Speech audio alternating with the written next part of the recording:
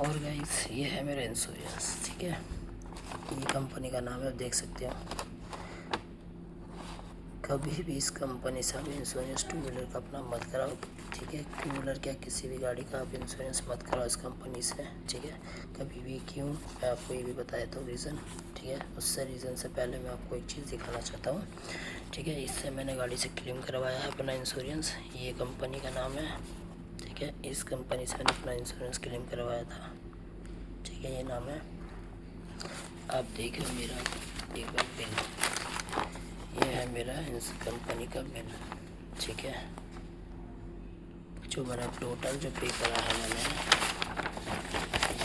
Total पे करा है 4900, जिसमें मैंने 1 रुपया अभी तक नहीं मिला है। मैंने अपनी जेब से पे करा है ये पेमेंट, ठीक है। इसका क्लेम का मुझे 1 रुपया नहीं मिला अभी तक। 4900 ये मैंने अपनी जेब से पे करा है वहाँ पे, ठीक है। और दूसरी चीज़, क्यों नहीं करवाना इससे क्लेम, एक तो इसलिए कि 4900 मैंने पूरा अपनी जेब से पे करा है, और मुझे बोला गया कि आपको रिफ़ंड आ जाएगा पेमेंट जो भी आपका क्लेम का है। मैंने कहा चलो ठीक है, ओके आ जाएगा। तो उन्होंने बोला ये जो है बिल, ये तो वो है जो टोटल है जो मैंने अपनी जेब से करा, जिसमें से मुझे आधा पे मिलेगा रिफ़ंड। और मेरा जो बिल है ये देखिए आप, 1900 मतलब 2000। अब 2000 तो मैंने अपनी जेब से ही दे दिए, तो मुझे क्लेम में फ़ायदा क्या, वो मुझे मिला क्या इसमें? सिर्फ 2000 मिला है, आधा 50% तो मैंने पे कर दिया। इसमें 4900 भी आपको दिखा रहे हैं। अभी इसका भी एक चीज़ और बताऊँ आपको कि मेन प्रॉब्लम सबसे ज़्यादा क्या है, कि ये तो है ही प्रॉब्लम कि क्लेम बहुत ज़्यादा वो है।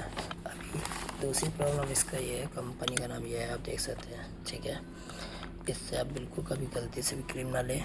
क्यों, मेरे को क्लेम कराए 1 मंथ हो चुका है, मेरी पेमेंट अभी तक नहीं आई। और इसमें सबसे बड़ी प्रॉब्लम यह है कि आप कभी भी अगर क्लेम कराते हैं इस कंपनी से, तो इसको आपका पेमेंट खुद पे करनी पड़ेगी, अपनी जेब से पेमेंट पे करनी पड़ेगी सर्विस सेंटर में। क्लेम में ये आपको देता है 1 से 2 से 3 महीने के बाद पेमेंट। अभी आप मान के चलिए, भगवान न करे कभी आप लोगों को किसी के साथ कोई हादसा होता है, गाड़ी वाड़ी टूटती है, आप सर्विस सेंटर में देख के आते हैं, अब वहाँ पे आपको बोलते हैं कि आपका जो बिल बैठा है 10,000 20,000 या 30,000 बैठा है, तो वो आपको कंपनी नहीं देगी। वो पहले आपको अपनी जेब से पे करना है, 20-30,000 40,000 50,000 जो भी आपका बनता है वो आपको पहले अपनी जेब से पे करना है, वहाँ पे पैसा सारा का सारा। उसके बाद आपको बाइक मिलेगी सर्विस सेंटर से, वरना नहीं मिलेगी। और ये पेमेंट जो है रिफ़ंड इसमें भी पूरा नहीं आएगा, आपको आधा पेमेंट जो रिफ़ंड आएगा आपका, वो कंपनी की देगी 2 से 3 महीने बाद। अब जो बंदा मान के चलो बाइक से ही कमाने वाला है, वो बाइक से जब कमाएगा तभी वो पे कर पाएगा। उसके पास 1 रुपया भी नहीं है, गाड़ी एक्सीडेंट होने के बाद गाड़ी सर्विस सेंटर में पड़ी है, तो वो गाड़ी ही नहीं है तो कैसे कमा पाएगा गाड़ी से? नहीं, तो उसको क्या करना होगा, उधार लेगा इधर से उधर से, तब जाके अपनी बाइक छुड़ाएगा। फिर छुड़ाने का फिर वो जॉब कर के पहले उस उधार को चुकाएगा, गाड़ी का जो गाड़ी छुड़ाने के लिए लिया उसने उसको चुकाएगा। फिर क्लेम आने का वेट 2-3 महीने तक करेगा। अगर बीच में क्लेम आया तो फिर उसके बाद तुम उसको पे करते हो, तो अपना घर की दिक्कत, घर का कैसे चलाओगे घर वाला, ठीक है। जिनके रेगुलर का उसी से काम होता है तो उसको दिक्कत हो सकती है। बाकी मेरे को देखो, क्रेडिट कार्ड मैंने तो अभी फ़िलहाल अपना इसका क्रेडिट कार्ड से पेमेंट करी थी, ठीक है। तो मेरे को बोला गया 10 से 15 दिन में आपको इसका क्लेम का पैसा मिल जाएगा, ठीक है। 10 से 15 दिन के अंदर आपको सर इसका क्लेम का पैसा मिलता है। मैंने ये बोला ठीक है कोई बात नहीं, तो अभी मैं अपने क्रेडिट कार्ड से पे कर देता हूँ। जब मेरे को रिफ़ंड मिल जाएगा तो मैं उस क्रेडिट कार्ड में वो पेमेंट डाल दूँगा, तो मेरे पास टाइम रहे, काफ़ी टाइम है। पर मेरे को झूठ बोला गया, कोई पेमेंट नहीं रिफ़ंड हुआ। किसी से फ़ोन करके पूछो, ये हेल्पलाइन नंबर है, ठीक है। इसका ये देख सकते हैं मेरा, इसमें कॉल करने का कोई फ़ायदा नहीं हुआ है। और कंपनी में पूछो तो कंपनी में एक ही जवाब आता है कि सर हमारी तरफ से फ़ाइल जा चुकी है, हमारी तरफ से कंप्लीट है, आगे पता करें। और आगे पता करो तो कहते हैं सर हमें अभी कुछ नहीं पता है, हमारे पास नंबर नहीं है, आपको कंपनी में कॉल करना होगा, वहाँ कॉल करो। ऐसे मतलब घुमाए जा रहे हैं, कोई किसी को कुछ नहीं पता। लेकिन पेमेंट कब आएगी क्या आएगी कुछ लेना देना नहीं, किसी को पता नहीं। बस अपनी पेमेंट उन्हें मिल गई है, पेमेंट आ गई है, बिल हो गया है, बात ख़त्म। कस्टमर से मतलब नहीं है अब, ठीक है।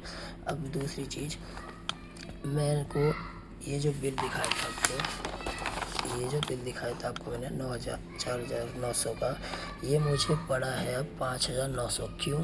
क्योंकि क्रेडिट कार्ड की मेरी डेट लास्ट थी कल, और मेरे को लगा कि मेरे को 10 से 15 दिन में पेमेंट आ जाएगी तो मैं उसमें क्रेडिट कार्ड में पेमेंट डाल दूँगा, पर नहीं आई। उन्होंने बोला लास्ट मंथ तक आ जाएगी। चलो कोई बात नहीं, लास्ट मंथ भी ख़त्म हो गया पर उसके बाद भी पेमेंट नहीं आई। अब मुझे इसमें 1000 रुपये की पेनल्टी लग गई क्रेडिट कार्ड में कि जो मैंने वहाँ से निकाला है वो पूरा पे करना पड़ेगा, नहीं करते तो 1000 की पेनल्टी लगेगी। तो ये मुझे कितने का पड़ा, 5900। पर इसमें मेरे को क्या इंश्योरेंस की जो कंपनी है ये 1000 रुपये वो देगी नहीं। इसलिए कभी भी याद रखना, आप इस कंपनी से इंश्योरेंस नहीं करवाना है। और बजाज की सर्विस तो बहुत ही बेकार है, वो भी मत ही करवाओ। बाहर से देख लो, पैसे खाने वाले चोर बैठे सारे वहाँ पे।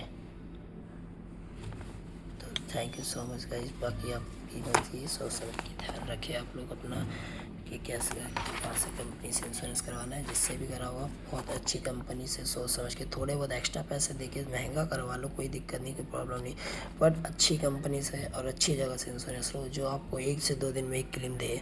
गाड़ी अगर आपके लिए क्लेम में गई तो कम से आपको कर्जा ना लेना पड़े, इधर उधर से किसी से मांगना ना पड़े, तुरंत क्लेम का पैसा आए और आपकी गाड़ी छूटे तो आप उससे कमा के अपना वो कवर करें। सो इसलिए अच्छी कंपनी से कराए।